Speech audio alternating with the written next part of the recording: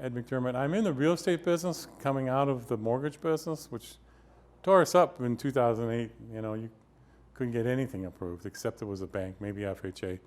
And now they're loosening up again, but 1,800 pages of guidelines. There's so many changes that they don't literally print a book anymore. It's all online.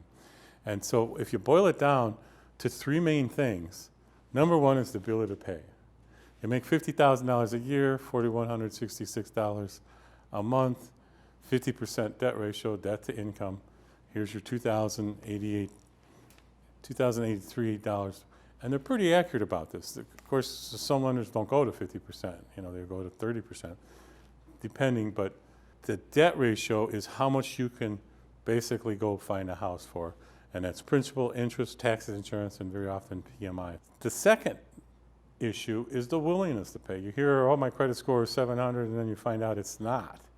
So it depends on who you ask and why you ask. Mortgage company's going to ask the right people, and they're going to get a true score.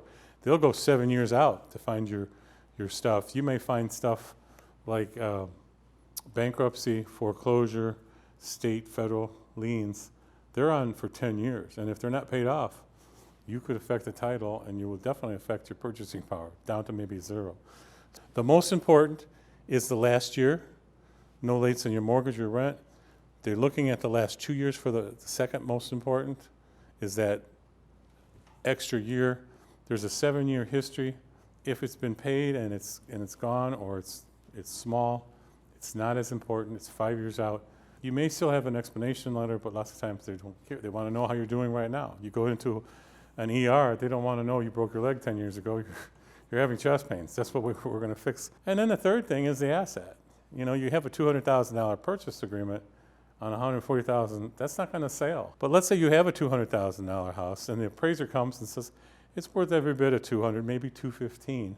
Then you have the makings of a good purchase.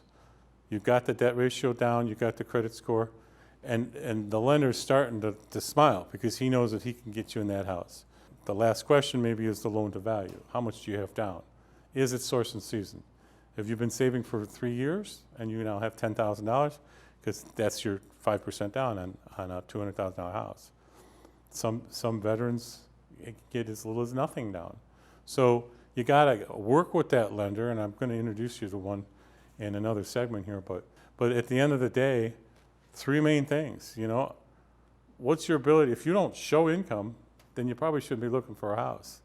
If you've got cash to back that up, that's fine. Maybe you can purchase it for cash. I've done a few where, you know, it's $150,000 for cash. All we need is proof of funds. Here, the willingness to pay is your credit score, and if your score starts to go up and you need some help, we can help you with that. But generally, 700, 620, 495, that's not good. So they're gonna, lots of times they'll take all three and they'll take the average. So 700, 620, and say 650, they're gonna say, hey, that's the mid score, 650. We need a 640, you're in. Work with that, understand it, get the right area, get something. There's gotta be a benefit. You know, if you're renting and you don't like the loud neighbors and it's small, you can't have a party, that's why you want a house. And this is the program that sort of overstates it. I don't want to go through the 1,800 pages. We don't have enough time today. But hey, any questions? Call the number at the bottom of the screen and let's get going. Okay, that's all for now.